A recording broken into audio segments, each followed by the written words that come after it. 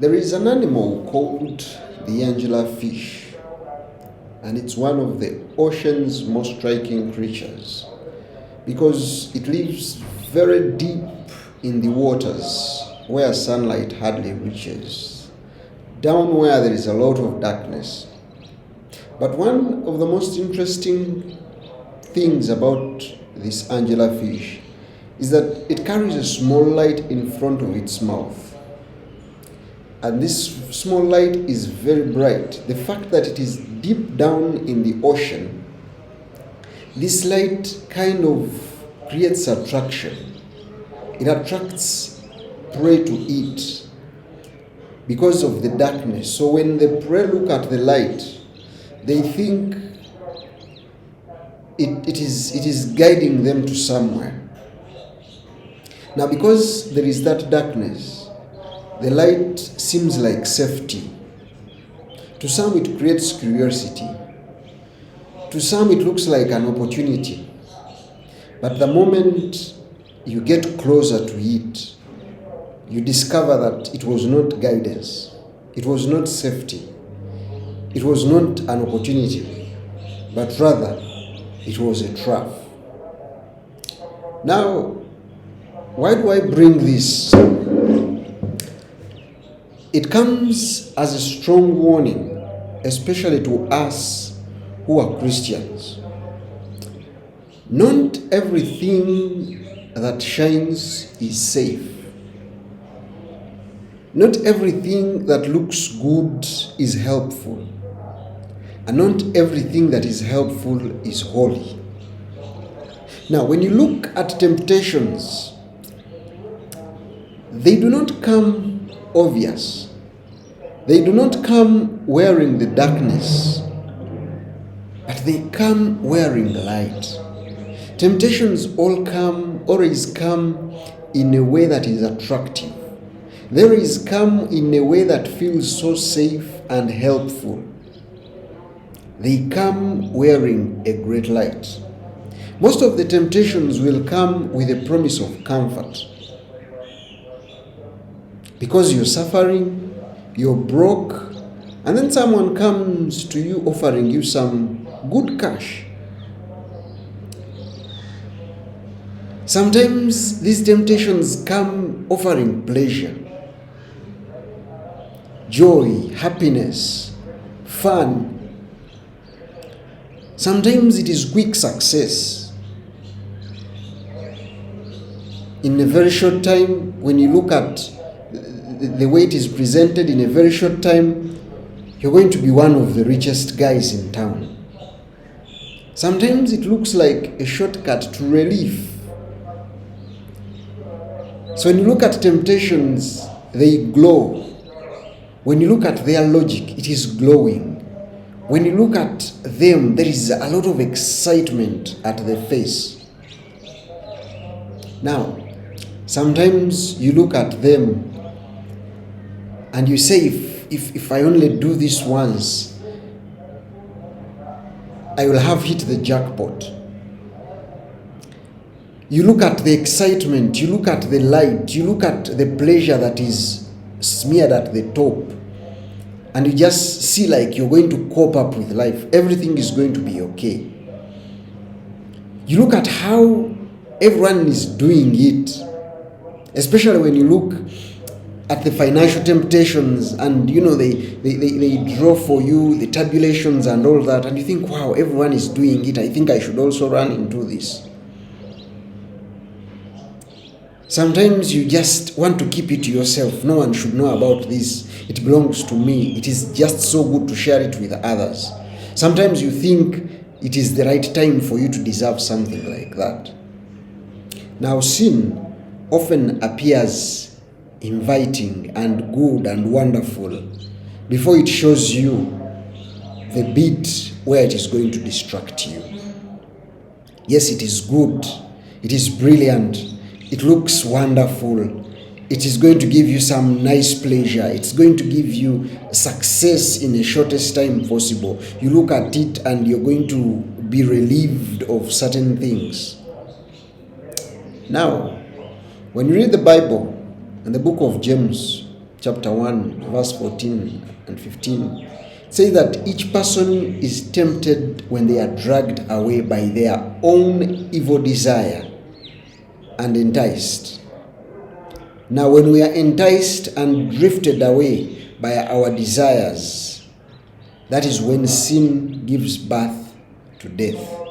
Now, I want you to notice the language that is used in this text. Temptation often works through attraction. It attracts you. It shows you the niceness. It shows you the good things. But it does not show you the other side of destruction. It attracts you. But God has always told us to resist evil. But He also doesn't tell us only to resist evil. But in the book of Proverbs chapter 4 verse 23, He tells us to guard our hearts. For everything that we do flows from our hearts.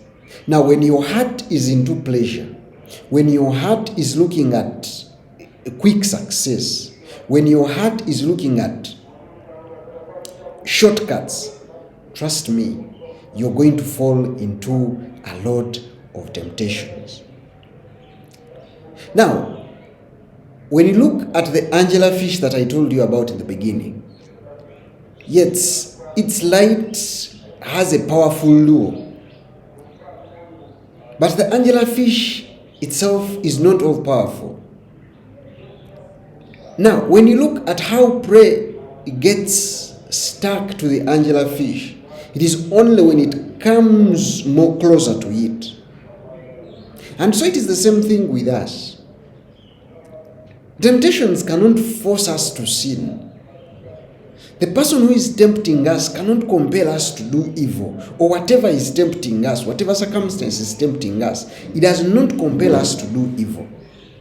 But it is us who control our minds.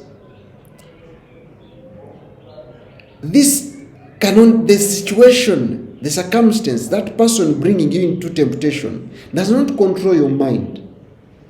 And it is only until you yield to their control, it is only until you accept them to control you, that you will eventually succumb to the temptation.